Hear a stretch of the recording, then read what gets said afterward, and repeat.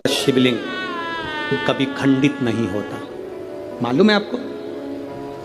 आपको मालूम है कि नहीं? रुद्राक्ष और शंकर का शिवलिंग कभी खंडित नहीं होता। टूट गया तो भी जोड़कर उसको रखा जाता। शंकर का शिवलिंग बीच में से टूट गया तो भी विसर्जन नहीं होता। शंकर का शिवलिंग तो भी पूज्य है। 1000 टुकड़े भी हो जाए उस शिवलिंग के तो भी उसकी पूजन होगी। 25,000 टुकड़े भी शिवलिंग के हो जाएं तो भी उसकी पूजन होगी, क्योंकि शंकर के टुकड़े टुकड़े हो जाएं तो भी शंकर कभी समाप्त नहीं होता। वो एक एक कंकर में कण कण में शंकर होता है। घर में रखा हुआ शिवलिंग का टुकड़ा भी हो जाए तो यह नहीं कहा जाता कि मेरा शिवलिंग खंडित हो गया। ना ना, शंकर भगवान ने कृपा कर अगर 2 टुकड़े हुए हैं तो शिव पार्वती दोनों आनंद के साथ बैठे हैं। अगर ज्यादा टुकड़े हो गए तो मेरे महादेव सहस्त्रेश्वर शिवलिंग बनकर, हजारों शिवलिंग बनकर बैठ गए। वो सहस्त्रेश्वर महादेव बन गया, सहस्त्रेश्वर महादेव के रूप में विराजित हो गया। दूसरी कोई मूर्ति हो, खंडित हो गई, टूट गई तो वो खंडित कहलाती है। दूसरे देवता की मूर्ति होगी, टूट गई, खंडित कहलाती है। पर शंकर भगवान का शिवलिंग अगर खंडित हो भी गया, टूट भी गया तो वो खंडित नहीं कहलाता। वो खंडित नहीं कहलाता। एक एक कण कण में शंकर है। जितने टुकड़े हो रहे हैं उसमें भी शिव है। वो खंडित नहीं। हिमाचल प्रदेश में बिजली महादेव, आप लोगों में से किसी ने दर्शन करें? मनाली में बिजली में करें आप लोग, और कोई ने भी करें? मनाली में बिजली महादेव, मनाली में बिजली महादेव के ऊपर बिजली गिरती है आकाश की, महादेव के टुकड़े हो जाते हैं। कभी नेट पर सर्च करना, छोटे छोटे टुकड़े महादेव के बिजली गिरने से पूरे महादेव के टुकड़े टुकड़े हो जाते हैं। बिजली महादेव। तब पूरे नगर में सूचना दी जाती है कि आज बिजली महादेव पर बिजली गिर गई, महादेव के टुकड़े हो गए। महादेव को वापिस जोड़ना है। पूरे गांव से मक्खन एकत्रित करा जाता है। माखन ले जाकर ऊपर एक साधारण सा परिवार जिसकी मर्जी हो, जो सब दूर भिक्षा मांग कर माखन एकत्रित कर ले, वो लेकर पहुंच जाता। शिव जी के टुकड़े उठाता है, उसको माखन से जोड़ता रहता है। पूरा दिन उसको मक्खन से भगवान शंकर को जोड़ने में लग जाता है। 1 लोटा जल देवाधिदेव महादेव का नाम लेकर वो डालता है। मक्खन पूरा की पूरा पिघल जाता है, शिवलिंग जुड़ जाता है। वो शिवलिंग वापिस निर्माण हो जाता है। वो बिजली महादेव साल में 2 से 4 बार बिजली महादेव पर बिजली गिरती है, और साल में 4 बार बिजली महादेव टूट कर गिरते हैं। कभी कुल्लू मनाली जाएं तो दर्शन कर कर आना बिजली महादेव का, जिनके टुकड़े टुकड़े हो जाते हैं, तो जोड़ा जाता है। उनको जोड़ते। कभी अगर समय मिले आपके पास में तो कभी स्मरण करिएगा बिजली महादेव। शिव सरल, शिवानंद।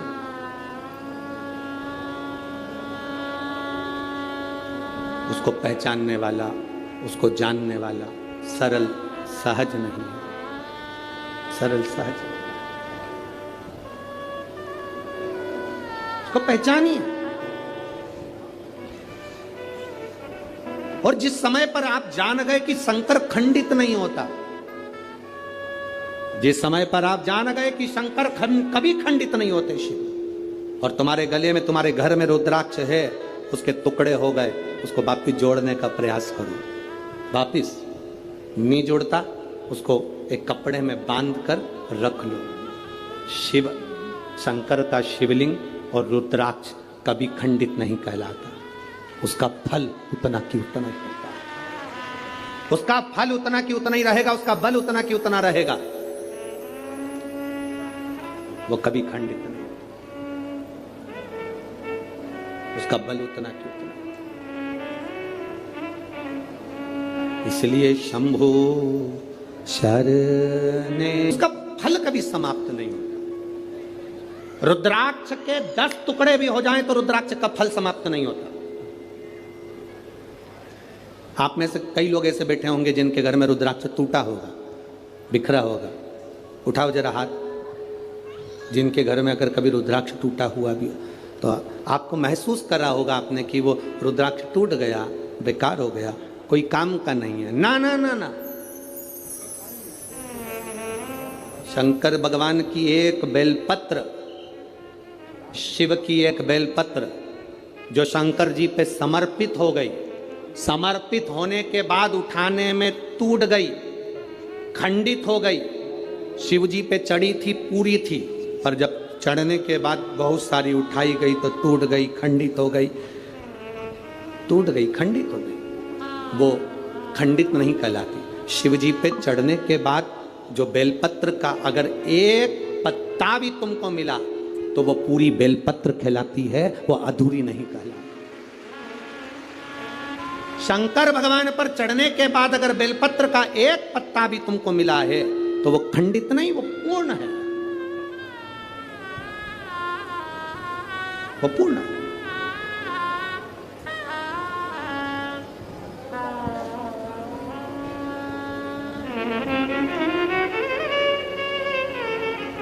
इसीलिए शिव कथा कर रहे,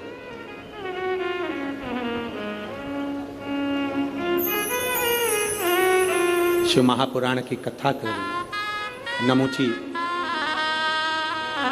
को एक रुद्राक्ष का मन का नमुची को मिला है, एक रुद्राक्ष का मन का। दैत्य है, असुर है, राक्षस है। अब वो विचार करने लगा कि ये रुद्राक्ष किसका है, मुझे मिला है। फिक्र और जिक्र, थोड़ा ध्यान देना, दो चीजें। क्या क्या? मुंह से बोलो। फिक्र और जिक्र। फिक्र, ज्यादा फिक्र करोगे, ज्यादा चिंता करोगे तो चिंता फिक्र तुम्हें तन्हाई दे देती है, एकांत दे देती है, तुम्हारी बुद्धि काम करना बंद कर देती है। ज्यादा फिक्र होती है तो व्यक्ति का बीपी ऊंचा नीचा हो जाता है, शुगर ऊपर नीचे हो जाती है और व्यक्ति चिंता में पड़कर कमरे में अकेला पड़ा रहता है। फिक्र चिंता देती है, फिक्र एकांत देता है, फिक्र तन्हाई देती है, फिक्र तन्हाई देती है। फिक्र तुम्हें अकेले कमरे में पटक देगा। और जिक्र, जिस समय पर तुम्हारे को फिक्र होने लगे तब महादेव की जिक्र करना प्रारंभ कर दो, उसकी चर्चा करना प्रारंभ कर दो, तन्हाई मिट जाती है। तन्हाई मिट जाएगी अगर शंकर की चर्चा करोगे, शंकर की जिक्र करोगे, शंकर की भक्ति करोगे। ढोलक, शिव की चर्चा कर रहे हो अगर, शंकर की अगर चर्चा करो। फिक्र और जिक्र में अंतर है। फिक्र तन्हाई देगा, जिक्र तन्हाई से निकाल देगा। फिक्र बीमार कर देगा, जिक्र शंकर का तुम्हें महामृत्युंजय का रस तत्व देकर उभार देगा। जिक्र आज सबसे बड़ी अगर कुछ बहुत बड़ा अगर टेंशन है ना लोगों को, लोग आज के समय में, अब यहाँ पर बहुत सारे लोग बैठे हैं, हम बात कहेंगे तो लोगों को लगेगा गुरुजी ऐसा बोल देते हैं, पर आज प्रत्येक समाज के व्यक्ति को अपनी अपनी समाज की फिक्र है। जाति में आज के व्यक्ति को बांट दिया गया है। मैं ब्राह्मण, मुझे ब्राह्मण समाज की चिंता है। मैं वैश्य, मुझे वैश्य समाज की चिंता है। मैं क्षत्रिय, मुझे क्षत्रिय समाज की चिंता है। मैं शूद्र समाज की चिंता है। हर व्यक्ति ने आज के समय को जाति में लोगों ने बांट दिया। सबको अपनी अपनी समाज की, अपनी अपनी जाति की चिंता है, पर किसी को मेरे इस धर्म की, सनातन धर्म की चिंता नहीं है कि हम एक हैं। ये ब्राह्मण या क्षत्रिय या वैश्य या शूद्र हम बांट रहे हैं। अगर तुम्हें फिक्र होना चाहिए तो अपने सनातन धर्म की, अपने धर्म की होना चाहिए। एक के लिए नहीं, हमें सबके लिए जीना है। सर्वे भवन्तु सुखिनः का ये पाठ हमने पढ़ा है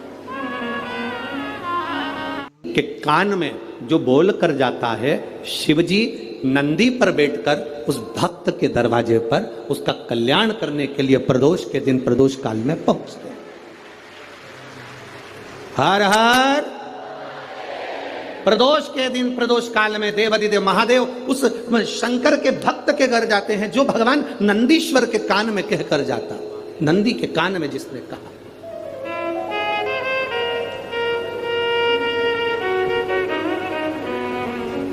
शंकर भगवान के इस शिवलिंग का स्मरण आप करेंगे। बीच में जो एक मोटी सी लाइन होती है, इसको अशोक सुंदरी कहते हैं। सब लोग दर्शन करें, जम के बोलो जरा, करें। अशोक सुंदरी की जगह जहां पूरी हो जाती है, उसके बीच में शिवलिंग और उसके बीच में थोड़ी सी जगह खाली आती है। करें दर्शन, समझना जरा बहुत अच्छे से। जैसे ये अशोक सुंदरी की जगह है, हम निवेदन करेंगे आस्था चैनल वालों से भी और एलईडी वाले भी, जिन जिनको एलईडी पर आप दर्शन करा रहे हैं वो पूरी तरह से कराएं। गणेश जी का स्थान, षडानंद कार्तिकेय का स्थान, अशोक सुंदरी का स्थान बीच में। अशोक सुंदरी का जो स्थान पूरा हो जाता है, वहां से लेकर शिवलिंग के बीच में खाली जगह आती है। करें दर्शन आप लोगों ने, खाली जगह आती है। उस खाली स्थान की जो महत्वता है, ये जो अशोक सुंदरी से लेकर बीच में जो जगह है, ये भगवान शंकर की जो धर्म पत्नी है माता पार्वती, उनकी जो योगनियां है 64 योगनी, उनकी जो शक्ति पीठें हैं, उनकी जो सिद्धता है, उनकी जो सिद्धियां हैं, ये अशोक सुंदरी से शंकर के शिवलिंग के बीच में जो खाली जगह होती है, इस स्थान पर 64 योगनियां, देवियां, अष्ट सिद्धियां, नवनिधियां सब इस स्थान पर रहती है। इसलिए हमारे यहाँ शिव महापुराण की कथा कहती है, पूर्ण पूजन के बाद अगर कोई नारी, कोई पुरुष, कोई बच्चा, कोई बुजुर्ग अपने मन की बात का स्मरण इस जगह पर हाथ को रखकर, जैसे किसी के हृदय पर हाथ रखते हैं तो दिल धड़कता हुआ स्मरण होता है, उसी तरह यहाँ स्पर्श करेंगे और स्पर्श कर कर जब अपने मन की बात करते हैं तो देवाधिदेव महादेव नंदी के साथ आकर प्रदोष के दिन कार्य की सिद्धता पूर्ण करते हैं। उस स्थान की मूलता होती है, वो स्थान समझ में आएगी ना जगह। अरे बोलो तो जम के, नहीं समझ में आई हो तो एक बार फिर वापिस समझ लीजिए, फिर समझो बात। स्थान देखिएगा, अपने को भगवान की कृपा से यहाँ नागपुर में शंकर जी का शिवलिंग कोई ने कागज का बनाकर यहाँ जो भेजा, ये काम बाबा की कृपा से आप लोगों के स्मरण के लिए आया। देखिए जरा, गणेश जी का स्थान, कार्तिकेय जी का स्थान, बीच में ये आ गई अशोक सुंदरी की मोटी सी लाइन। अशोक सुंदरी की लाइन जहाँ खत्म होती है, वहाँ से जो शिवलिंग रखा है, इसके बीच की जो जगह है, ये जो बीच में अशोक सुंदरी के स्थान से लेकर शिवलिंग के स्थान के बीच में जो खाली जगह है, ये 64 योगनियाँ, अष्ट सिद्धियाँ, नवनिधियाँ, सब कुछ मेरे देवाधिदेव महादेव ने माता पार्वती को अपने चित्तवृत्ति के साथ यहाँ अनुमति प्रदान कर रखी है। वहाँ का स्पर्श, वहाँ का मात्र स्पर्श और हमारे दिल की बात, शंभो शरणे पड़ी मांगू घड़ी रे दुख काटो दया करी। आपसे भी निवेदन है, कभी मौका लग जाए, तुम्हारे नजदीक में कोई शिवालय हो, शंकर का मंदिर हो, जहां तुम जल चढ़ाने जाते हो, कभी कभी मौका लग जाए, तुम्हारी जिंदगी में अगर तुम्हारे को मौका लगे और तुम्हारे जीवन में कष्ट बहुत हो, तो उस मंदिर में थोड़ी सी सफाई करना प्रारंभ करो, थोड़ा निर्माल्य लेकर उसका विसर्जन, जल में नहीं, कहीं खड्डा खोद कर निर्माल्य को डालना प्रारंभ करो। नदी, तालाब, बावड़ी, कुआं, इसको स्वच्छ करो। हम लोग भगवान के विसर्जन का सामान सब नदी में डाल देते हैं, नदी का पानी दूषित हो जाता है, जल स्तर नीचे गिरता जाता है, पानी पृथ्वी में बचा नहीं, उस जल को हमें बचाना है। तुम्हारे घर में भभूति निकले, बेल निकले, नारियल निकले, फूल निकले, पत्ती निकले, निर्माल्य की जो सामग्री निकलती है, मंदिर का जो निर्माल्य निकलता है, उसको पानी में डालना बंद कर दो। नदी नाले में, सरोवर में, कुएं में, बावड़ी में डालना बंद कर दो।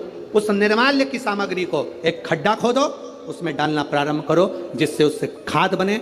वो खाद बनेगी तो अपने पूरे नगर निगम में जहाँ जहाँ पेड़ लगे हैं उसमें वो खाद डालना चालू करो, जिससे वृक्ष भी आगे बढ़ेंगे और नदी, बावड़ी, तालाब सब स्वच्छ होंगे। कई लोगों ने निर्माल्य विसर्जन के रथ चालू करे हैं, यहाँ पर भी अगर किसी ने करे हैं तो उनको बहुत बहुत साधुवाद है, उनको धन्यवाद है, करना चाहिए।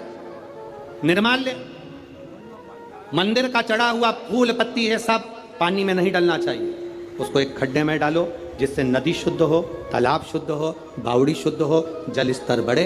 पानी कम हो रहा है, पृथ्वी सूखी हो रही है, जल को बढ़ाना हमारा कार्य है। जल है तो कल है, जल नहीं होगा तो हमारा कल भी नहीं होगा। तो जल को सुरक्षित रखना हमारी जवाब, पानी को सुरक्षित रखना है। शिव कथा कर रही है नमोची ने कि शिव को लोग पहचानते नहीं है, शंकर को लोग जानते नहीं है। लोगों ने बहुत चमक दमक में मेरे भोलेनाथ को नीचे दबा दिया था। यहां तक लोग कहना चालू कर देते शंकर के मंदिर का प्रसाद मत लेना। कई कोटा में भी बहुत सारे ऐसे रहते होंगे जो भगवान शंकर के मंदिर में पांव रखना पसंद नहीं करते। वो कहते हैं हम मंदिर नहीं जाते शिव जी के, हम शंकर का प्रसाद नहीं लेते, हम इस पंथ के हैं, हम इस धर्म के हैं, हम इसको मानते हैं, हम उसको मानते हैं। उनसे कहना अगर शंकर के मंदिर का प्रसाद लेना पसंद नहीं है तो फिर लिख देना कि शमशान जाना भी पसंद नहीं है, क्योंकि व्यक्ति का आखिरी घर शमशान होता है और उस घर में मेरा देव अधिदेव महादेव होता है, उसके सिवा कोई नहीं होता। कोई कहता है हम इस पंथ के हैं, हम शंकर का प्रसाद नहीं लेंगे, कोई कि हम इस पंथ के हैं, हम शिव के मंदिर नहीं जाएंगे। शंकर को इतना दबा दिया, इतना दबा दिया, इतना दबा दिया, इतना दबा दिया। शंकर के मंदिर में जल चढ़ाकर मत पीना, बेलपत्र मत खाना। कितनी बेलपत्र निर्माल्य विसर्जन में जाती थी। आज से जब से कथा सुनना चालू करी शंकर जी के मंदिर में एक बेलपत्र नहीं मिलती, तुम चढ़ा के हटे दूसरी उठा के भग गई। एक बेलपत्र नहीं मिलती, क्योंकि उस बेलपत्र के महत्व को लोग जान गए, उस रुद्राक्ष के महत्व को जान गए। क्या पहले रुद्राक्ष नहीं थे? क्या पहले रुद्राक्ष की महत्वता नहीं थी? उस रुद्राक्ष को लोग पहचान गए कि रुद्राक्ष का महत्व क्या है, बेलपत्र का महत्व क्या है। क्या महत्व बेलपत्र का, क्या महत्व रुद्राक्ष का, क्या महत्व शिव पर चढ़े हुए जल का लोग पहचान नहीं पाते। हमसे लोग कहते हैं कि आप सीहोर में जो रुद्राक्ष, मीडिया वाले पूछते हैं सब दूर रुद्राक्ष मिलता है, सीहोर के रुद्राक्ष में ऐसा क्या है?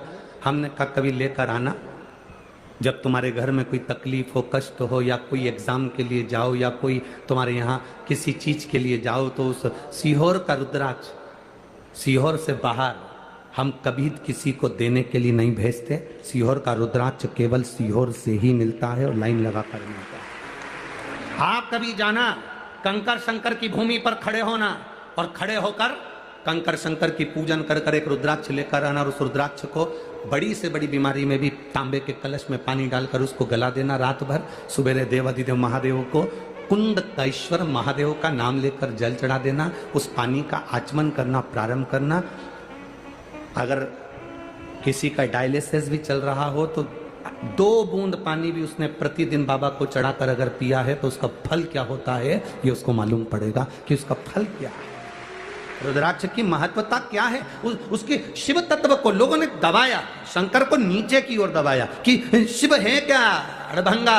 लोगों ने कहा वो तो रुद्र हैं, वो तो क्रोध करने वाले देवता हैं, वो क्रोध करते हैं, वो रुद्र हैं। ना ना ना, संसार में ऐसा कोई मनुष्य नहीं जन्मा जिसका संबंध शंकर से नहीं हो, चाहे वो ब्राह्मण हो, चाहे वो क्षत्रिय हो, चाहे वो वैश्य हो, चाहे वो शूद्र हो। संसार में ऐसा कोई ना जन्मा जिसका संबंध भगवान देवाधिदेव महादेव से नहीं है। सबका संबंध मेरे देवाधिदेव महादेव से है, सबका संबंध मेरे बाबा ओगड़दानी से है, सबका संबंध मेरे शिव से है, भगवान देवाधिदेव महादेव से। महाराज, मुझे तेरा ही सहारा मेरे, हमें दूसरे का सहारा नहीं, केवल उसके सहारे पर हम जीते हैं। अच्छा, एक बात आप लोगों से पूछें, कोटा वालों जरा जवाब दोगे क्या? भटकने से सब कुछ मिल जाएगा क्या? जम के तो बोलो। भटकने से सब कुछ मिल सकता है? नहीं।